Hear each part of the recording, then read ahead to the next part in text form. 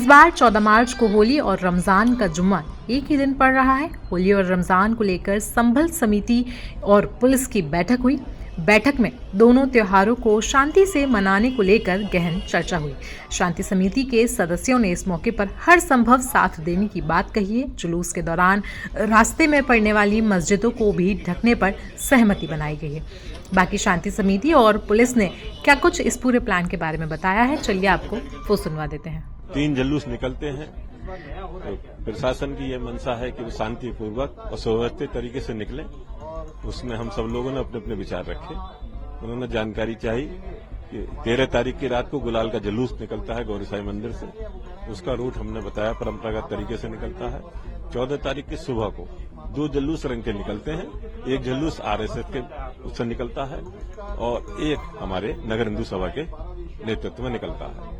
उसका रूट हमने बताया। इस रूट पर पड़ने वाली मस्जिदों को प्रशासन पहले की तरह जो ढकता आया है, अब ढकने की बात और सहमति की बात आपस में हम लोगों की हुई।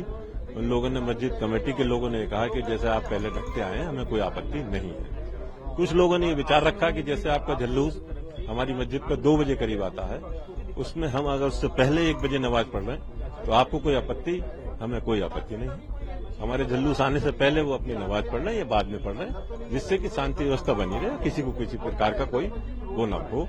इसलिए हमने ये सब बात अपनी रखी, सुनी। एडिशनल साहब ने बहुत सही तरीके से सबको समझाया और बताया कि भाई आप जो है अपने अपने त्योहार अपने अपने तरीके से मनाएं।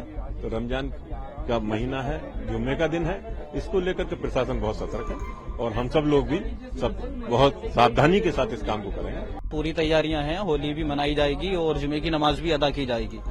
और जो हमारे यहाँ से जुलूस निकलता है, अभी दूसरे समुदाय के लोग भी यहाँ बैठे हैं, तो हमारे यहाँ से जुलूस निकलता है 2 से 2:30 बजे तक। और जो हमारी जो जुमे की नमाज है वो 1 बजे से 1:30 बजे तक हो जाती है, तो हम 1:30 बजे निपट जाते हैं नमाज पढ़ के। नमाज हो जाएगी फिर जुलूस निकल जाएगा। कुछ और भी खास तैयारी की गई है मस्जिद को ढकने के लिए? मस्जिद जो है कई वर्षों से प्रशासन की तरफ से ढकी जा रही है। अगर ये ढकें तो इनकी मेहरबानी, ना ढकें तब भी ना कोई परेशानी।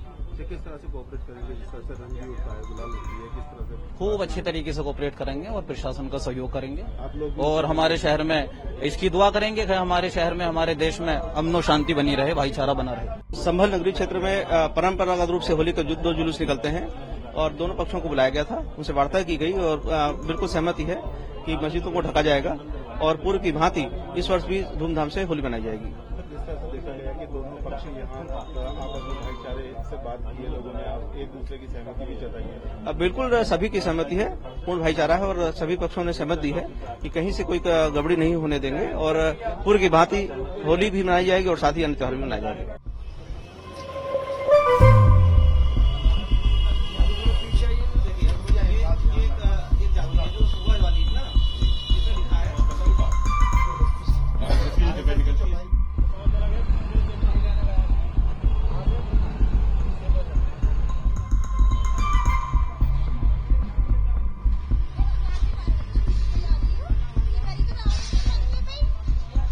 तो संभल में होली पर बने इस प्लान पर आपकी राय क्या है, हमें कमेंट सेक्शन में आप जरूर बताएं। साथ ही साथ देश दुनिया की बाकी खबरों के लिए आप बने रहें जनसत्ता के साथ।